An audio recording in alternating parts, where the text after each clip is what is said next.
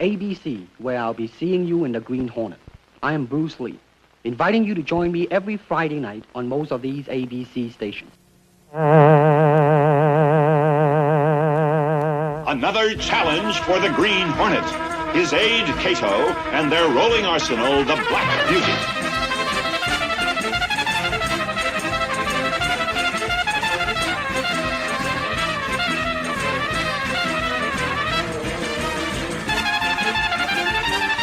And now, to protect the rights and lives of decent citizens, rides the Green Hornet.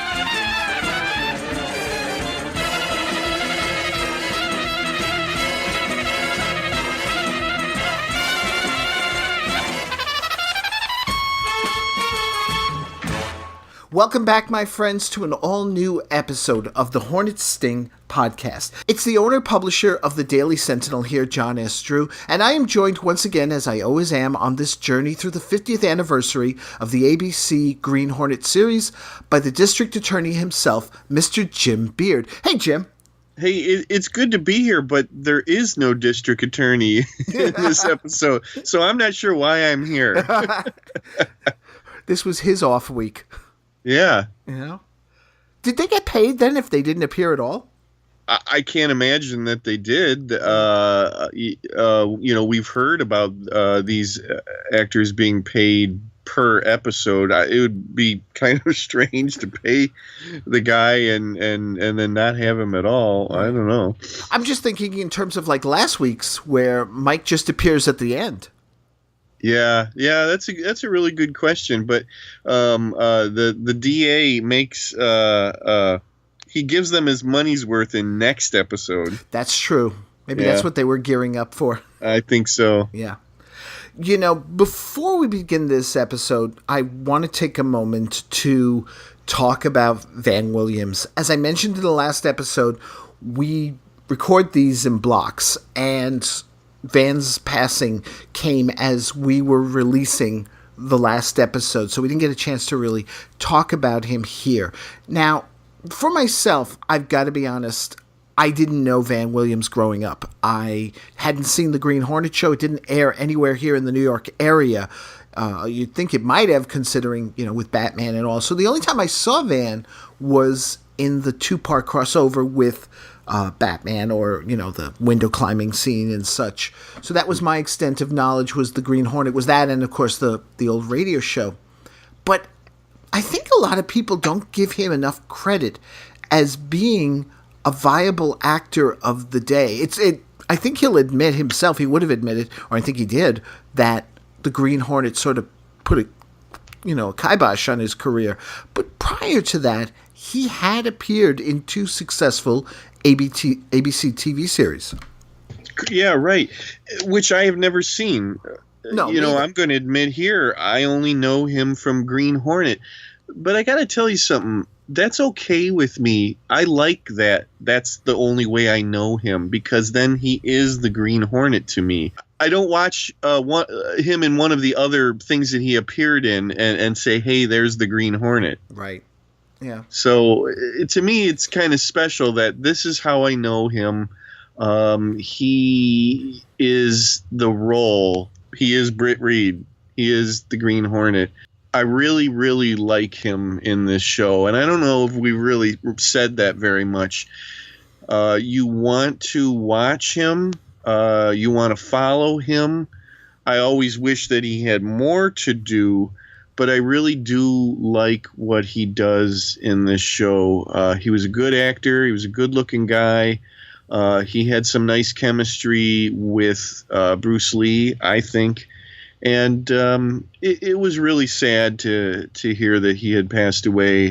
Because I think it's because even though we're recording this show, you don't think about him as much as you hear about Adam West a lot. Right. But Van, you don't. From what I understand, that he and Adam were neighbors where they lived. That their ranches were like right next to each other or something like that. Maybe somebody can check, or at least that was at one time. Yeah. An interesting guy that he did not continue on into acting like a lot of his contemporaries did. But he became, what did he became like a deputy sheriff or an EMT, or he was a deputy sheriff, I believe, and he was also a firefighter briefly. Yeah. So he went from playing a hero on TV to becoming a real life hero. Yeah. Which is pretty cool, I think. Yeah. So God love him. Yeah, no, I agree. You know, compared to others, and it's funny because he sort of knew what he was getting himself into with the Green Hornet and all. Yeah. And from what I've seen of interviews with him, he, though, went in demanding certain things and making certain that, and when I say demand, I don't mean it like in a petulant way, but, you know, this isn't going to be Batman. If I'm going to do this and I'm going to risk my career, then we're going to do this right, the Green Hornet, because he was a fan himself of the radio show. And prior to this, yeah, he had been in other successful series, but he didn't go into this wanting to be an actor. But then once he was in there, you know, he was really good. Yeah. Oh, it's very natural. I've never, ever looked at him and thought, oh, that was clumsy. I mean, sometimes maybe the writing isn't as good as it could be, but he was a natural. You kind of wonder what else could he have done as he got older in the industry. But again, I'm going to go back to it's all the Green Hornet to me. So it's this perfect little thing that has a beginning and an end, and it is what it is. Yeah, I agree.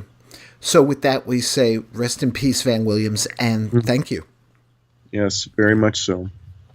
So speaking of beginnings, let's talk about the beginning of this episode. Freeway to Death aired December 16th, 1966. Again, another Ken Pettis episode.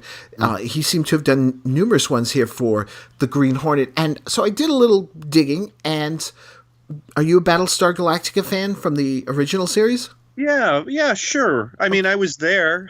I watched Galactica 1980 from beginning to end, so if that tells you something. Well, guess what? It was Pettis who wrote, he wrote a lot of television, but he wrote the Living Legend episode of Battlestar Galactica with Commander Kane and the Pegasus. Yeah, okay. Very cool. Yeah. I like that connection. That's fun. Yeah. You know, I like this episode, but I'm not exactly sure why. But I don't dislike this episode. It's funny, when it started, I wasn't really writing much notes down, but then I did start to write things down, and by the end I thought, that's not such a bad episode after all. Yeah. Yeah. Well, it's funny because this opening blends what you like and what generally happens with the show. It seems at first that it's just Mike, and that, you know, like the one where he was framed a few weeks before, that would be the end of it. But then suddenly the Black Beauty shows up, so it's like, all right, the Green Hornet's already in the thick of the action as well. Yeah. Yeah, and it's sort of telegraphed in a way, or we who've been watching this show know. You see a bulldozer and you know, okay, bulldozer versus Black Beauty. This is coming. This is going to be a thing. What else can we put the Black Beauty up against? Yeah. And actually she gets put up against more than one bulldozer. If one bulldozer is good, 3 will be great. Yeah, true. I got to admit though that I like this whole opening. I did. The whole thing with Mike and all getting caught as the bulldozers knocking down the work shed and all that. But the very ending left me a little cold, because it's sort of like it's all quiet as Hornet just grabs Mike and, you know, puts him in the car and they drive off. Yeah, you're absolutely right. There's a lot of good setup in this, and there's some delivery also. Again, I have to think through this because I don't dislike this episode, and I'm trying to think of what elevated it for me. But the whole premise is good. Axford has to work with the Green Hornet, ordered by Britt Reed. Here's a funny thing, and maybe this is one of the reasons that I like this episode, because it makes me think more about the relationships between our established characters. Britt is putting Mike in a bad position here. Mm-hmm. Casey says it that you're stepping all over what Axford believes in, basically his life, his career. It's an interesting thing that Britt does, because I wrote a note to this extent. He's being unfair to Mike. He's putting him in a bad spot, and expecting Mike to be Mike, I guess, but he's also highlighting the bad aspects of Mike Axford. So it's just a weird position that he's in, because in the end, Mike doesn't really do anything. He's really just handed all this stuff. You kind of have to wonder how he made his name as a reporter. He is always telling us, that he was a great reporter, and now the young kids look down on him and snicker behind his back. Yeah. It makes you wonder, though, because this isn't the first time Britt's sort of, done some underhanded things in order to get, what he needs. And, it's sort of like the shame of the series is that we didn't go into a second or a third season and saw maybe, even like the district attorney and Casey both, starting to get at odds with Britt over his methods. Even Cato trying to warn, and he starts maybe getting darker and darker. Yes. If there was time in this episode, we could have very well had Casey arguing a little bit more when she says to Britt, "You know what you're doing here," to Mike. Yeah, great point. If this had been an hour episode, I'm sure we might have seen something like that, and it would have fit in very well. I made a note to myself about Mike punching the guy the earlier time. when the Hornet and Cato come in and start mopping up those crooks, and Axford sees that he has an opportunity to throw a punch, and then he throws one and he hurts his hand. I don't know. I just thought that was kind of a cute scene. That it's perfectly fine for Cato and Green Hornet to punch somebody and not feel it. Right. Obviously, Mike's not used to it. Although you would think, as an Irishman, that he'd be a brawler. Yeah. Maybe he was in his young days. Well, that's the thing. I keep thinking it's like he's an older man, so I don't know. Yeah. Now, hey, how about that voice changer? Why? Why do you even bother with that? You've spoken to him in person, like on Arrow right now. He uses a voice changer when he's speaking to people directly, or on the Flash, he modulates his voice at super speed. Yep. Why? Well, number one, it's the old suspension of disbelief. We've had it in Batman too, that nobody recognizes. But yeah, the Hornet's taking a big chance. He's coming into close proximity to Mike Axford. That Axford will not recognize his boss behind this flimsy little mask. Complete suspension of disbelief. We just have to believe there's something else going on there that he doesn't figure it out. But yeah, it suddenly he does the voice changer thing when he's been sitting there talking to him in person. But what I'm more getting at is that was a scrambler in the past, that device. Oh, yeah. I don't think it did a voice change. Obviously, it can do different things. We'll put it that way. His technology is adaptable to situations. I just thought it was funny because it is really interesting. It's like, okay, why doesn't he use this more often? But he's dealing with Mike Axford, so I guess that's why. He did it. Now, let me ask you this, Jeffrey Hunter, because we haven't brought in his character of Emmett Crown yet. And we always seem to do this. We kind of gloss over the villains. We don't seem to be too impressed with them. But then this goes back to something else I read about with Van Williams, was that he was very insistent that there be none of these colorful villains that go in there, that you deal with the mobsters and the racketeers. What did you think of Jeffrey Hunter? Well, I sat up because I had forgotten that Jeffrey Hunter was in this, and the whole tragedy of Jeffrey Hunter came washing over me, and I made a little note to myself, and then after this was done, I did a little looking again to refresh my memory on things. I went to IMDb and looked him up. Jeffrey Hunter, of course, the original captain of the Enterprise, Captain Pike, from the first pilot of Star Trek. He did not obviously continue on in that role. Legend has it that it was his wife that said that he shouldn't go on into Star Trek. Star Trek could have been very different had Jeffrey Hunter continued. Oh, it would have been immensely different. Yeah, it might not even have happened if they had filmed the second pilot. Who knows? Maybe it wouldn't even gotten picked up. It's really hard to say. But Jeffrey Hunter very tragically died at the age of 43 in 1969. Yeah. He didn't make it into the 70s. And I was just saying to my wife after I watched the episode, I think that Jeffrey Hunter could have gotten big. Like very big, more movies, TV series, whatnot. I think he had the looks. And I think he was a talented actor, and I really wonder what he could have become. But he had a stroke. He had one stroke. He was recovering from that first stroke and had a second stroke. Jeez. And then he fell. He had to have surgery. Supposedly it was brain surgery, and he died from complications of the surgery and the stroke. What a tragedy there at the very young age of 43, getting more roles. He played Jesus in I think it was Greatest Story Ever Told. Yes. Or it's either that or The Robe. I hate to say it, but wait a minute. No, it is The Robe. It is The Robe. It's The Robe. Yep. But he holds such a special place in geeks' hearts, again, as Captain Pike. The original captain of the Enterprise. So it's interesting to see him here, but it's a fairly wasted role.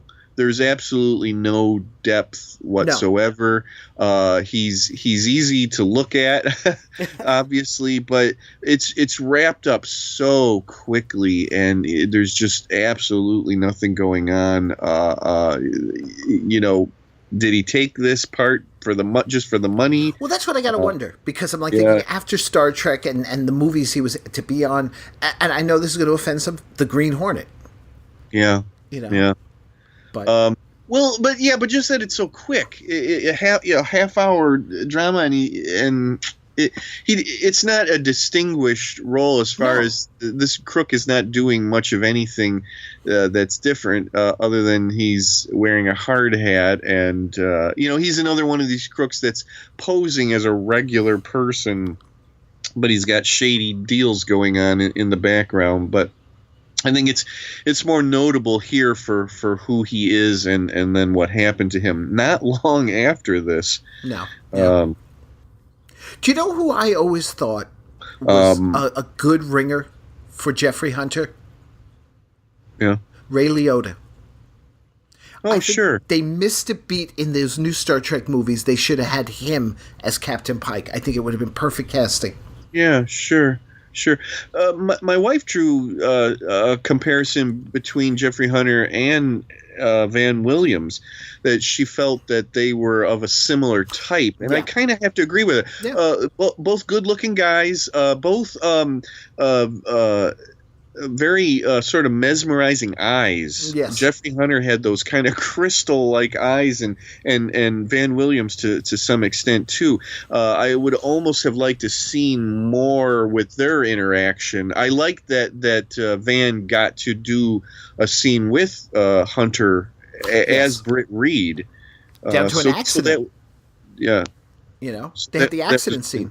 I like the way that all played up as well, because just after he warns him off, then boom. Right. That looks like a real boulder that is dropped. Yeah, it does. So that stunt person, give him a bonus. Britt Reed hands out these bonuses to other people. That guy needs a bonus, because to say, okay, we're going to drop a real boulder and you're going to jump out of the way. Yeah. Well, wow, because that thing, you can tell it sinks into the ground. It's not a paper mache. No, right. Yeah. So that's what I liked about it, is that it doesn't look like the rocks in the Bat Cave. It's not polyurethane or whatever. Hey, the other note that I made here was the Hornet mortar. Yeah. Where has this thing been all along? Well, when your rockets don't work, you pull out the mortar. Well, I have to say something. As cool as it is, what is the difference, really?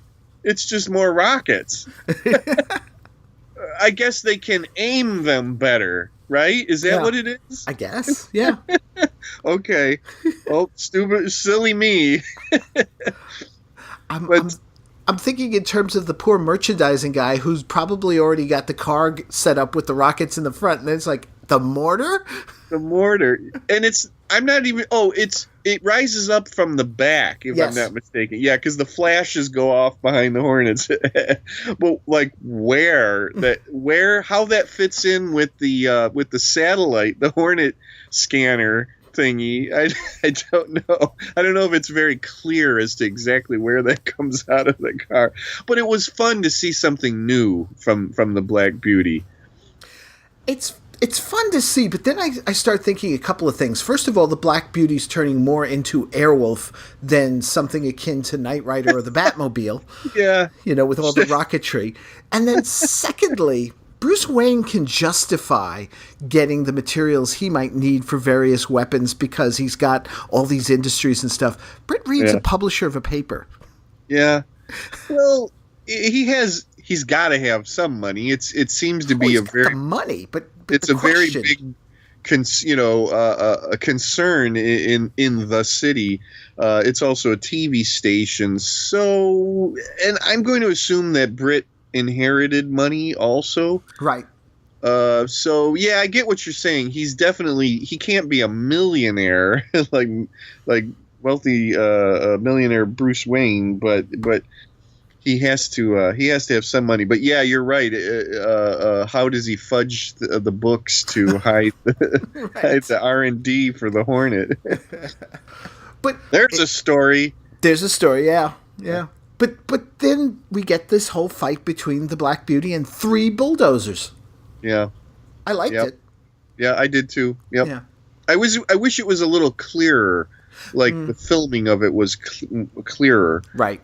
You could see a little bit better going on, but they've been doing this all along, filming stuff at night or filming stuff during the day and acting like it's nighttime. And, right. It is what it is. Yeah. All right. Let me ask you one question then. Yeah. Mike, he decides to just double cross everybody and go do this thing on his own. He's got this. He doesn't need the Hornets' help, and he nearly gets himself killed. And I can't help but feel he's not going to learn from this experience. No, he's not. And thank goodness that Casey told on him. She ratted him out, right? Yeah. Jeez. And I know, and then they have to have the funny little tag at the end, and everybody laughs and everything. But Axford is his own worst enemy, and I don't know. Again, I'm going back to this. I'm torn because Britt was being very unfair to Mike, but then Mike gets himself into trouble. So you just don't know what to think about Mike Axford. Is he comedy relief or is he not? Which way do you go to think of this character? Because for the most part, he comes off as comedy relief. Right. But then, not to get ahead of ourselves, then he really kind of pisses me off in the next episode. But we'll get to that. Yeah. All right. Before we get to our rating, is there anything else you want to touch on about this episode? Yeah. No, just that no Scanlan. Yeah, no Scanlan. Interesting. I believe this is the first time. Yes. Yep. You're right. No Scanlan, but we get plenty of Scanlan next time. Yeah. So, all right, on our usual scale, must watch, can watch, or pass, how do you rate this episode? Oh, okay. You sitting down? I'm sitting down. Okay. I'm giving this a must watch. Wow. It's just over the line. I get it, but I can't put it into exact words why. But I think some of it has to do with Jeffrey Hunter. I think it's good to watch the very, very short career of Jeffrey Hunter in this. I like the whole setup. I really like the thing about Axford's got to work with the Green Hornet, that he has a lot of interaction with him. The questions that come up about the relationship between Reed and Axford and the Black Beauty versus the bulldozers, the Hornet mortar. So these things kind of all add up, and it just pushes it over into a must view. Okay, all right. You're shocked. No, I'm shocked, but here's the thing that's going to even shock you more. I had down in my notes can watch, but in talking with you, I'm feeling because I was sitting there and going must watch, but I couldn't justify it either, and said, all right, then I'm going to go can watch. And now talking to you, I'm like, all right, Jeffrey Hunter, the mortar. Don't compromise your principles. No, it's the same thing. It's this weird enigma of I don't know why I like it as much as I do, because in the end, it's pretty standard fare. Even as you say, Jeffrey Hunter's bad guy has no depth to him, just like most of the villains here have no depth to them. Yeah. We wouldn't even be talking about him if it wasn't Jeffrey Hunter. I'll tell you something. I think that's really what pushes it over for me in the end. I think if it was anybody else playing that role, I'd say can watch, maybe even pass. Okay. Wow. Yeah. We'll call it the Jeffrey Hunter Memorial episode. Yeah. Yeah. So there you have it, folks. A must watch from Jim and John. Wow. Okay. All right. Well, as Jim has been alluding to here throughout the episode, we're going to get a lot of Scanlon in the next episode because, and I know you folks don't really want to hear this anymore, it's election season again. Oh, no. I know, we just got out of it. As Scanlon runs for district attorney in the episode, May the Best Man Lose. So until next time, folks, thank you so much for listening once again. Jim, take care, everybody. Let's roll, Kato.